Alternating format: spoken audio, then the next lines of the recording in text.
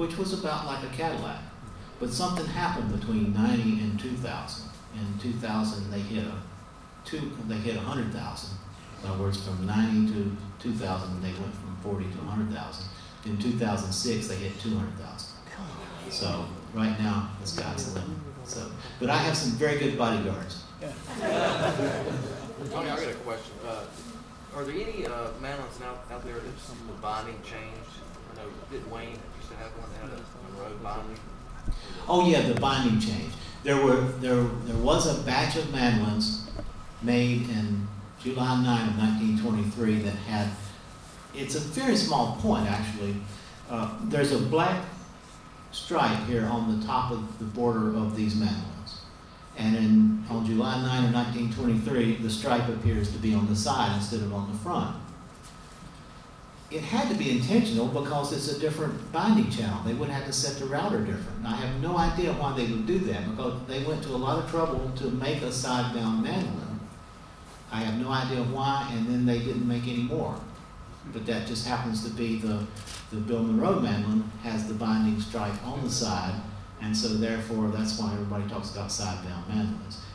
I think it has absolutely zero to do with the sound of the instrument, but it does have a cosmetic appearance that makes a difference to the sharp eye. Any more questions? Yes, sir. Way in the back. To your knowledge, is there any definitive decision as to whether the Bearsy tone producer actually improved sound projection at all? Is that just a matter of opinion? You know, I don't have the Vertsy with me. I discussed it at length in an article that's on the website. It was if you go on, just Google Tony Williamson mandolin Vertsy and you'll see it. And I talked quite a bit about the Vertsy. But basically, it was a secondary soundboard that increased frequency production of the mandolin, so that there were actually more overtones in the upper and lower registers. It tended to dampen the volume a little bit. That's why the bluegrassers take the Vertsy out, but a lot of classical players really prefer it. I think I have one more question up here. Is it Harrison? Yes. Where did Lloyd Loar go after he was fired? That's a very good question. Like most people who get fired, he became a teacher. No, I shouldn't have said that. I really appreciate teachers, but it is ironic. He had a degree from Oberlin College. He had a master's degree in acoustics, and so he taught acoustics at Northwestern University for the rest of his career. And he had a very rich career also as a performer. So he was not without work. He continued to innovate and patent. He had over 38 different patents, and some of them were absolutely bizarre, but they all were efforts to control and equalize frequency production throughout the musical scale. Okay, I think, yes? Did Gibson ever regret firing him? You know, at the time, I think it was just a non-issue, because the name Lloyd Loar really didn't mean a whole lot until Bill Monroe. Actually, until the late 60s, early 70s, when some of the writers, like Ralph Rensler at the Smithsonian, and some of the New York,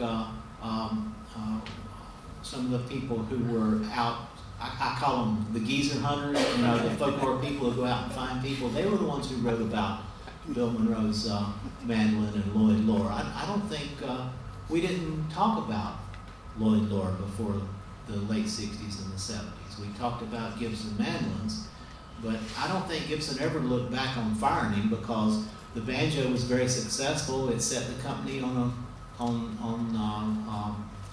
economic sound footing, and then with the advent of the microphone, they moved into the archtop guitar, which was another Lloyd Loar innovation, but that became the mainstay of Gibson until the electric guitar. So Lloyd Loar had a huge impact for the company, but he was, you know, not really revered as someone that they really wanted to have around there, because he was too intense.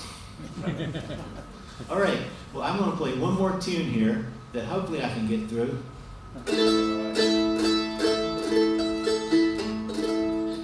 And this song, now one thing that the F5 mandolin really lets us do, especially the Lloyd Loar, is to express a feeling. And in my music, I try to make each song have a certain expression. Well, this song is my expression of the first time I drove on Highway I-95, which runs all the way from New York down to Miami. And there's something that a lot of you may not know, is that when they first built that highway, you know, in Georgia it makes sense. It runs right by Savannah, which would make a lot of sense, right? In North Carolina, it runs not far from Raleigh. It runs up through, you know, Philadelphia and New York City. But in South Carolina, it runs way out in the middle of nowhere. You know, miles. You can't get to Charleston from there hardly. Why did they run it through the middle of nowhere? Well, there was one of the congressmen in South Carolina that had a bunch of land right on the North Carolina border. And he knew that in South Carolina you can get some things that you couldn't get in North Carolina at the time. Alcohol, fireworks, you still, you know, get better fireworks in South Carolina. And, you know, there was a number of things, and I won't even talk about some of them. But he created this resort called South of the Border. And for miles on I-95, you see these signs. You know, hot tamale, chili today, Pedro's 195 miles. Well, the first time I drove on that, I was impressed with, first of all, how fast northern people drove when they were on their way to Miami. And the other thing was that the hay trucks would use it. And you get behind them and you couldn't hardly go anymore. So when I got behind a particular hay truck, rather than, you know, getting into the crowd of people who were honking their horns, I just steered with my knees and played the mandolin. And using the tonal range of the Lloyd Loar, I was able to write this song. And I call this The Road to Pedro's.